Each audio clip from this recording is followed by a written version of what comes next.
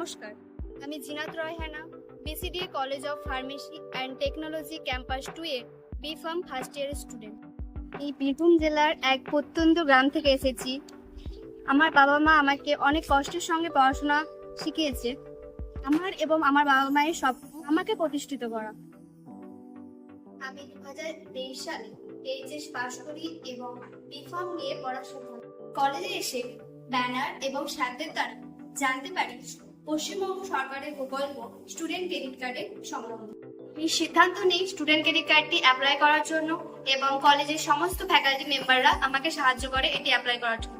Apply করার কিছু মাস পর আমি টাকা পাই এবং যার দ্বারা আমি আমার পড়াশোনা চালিয়ে যেতে পারছি।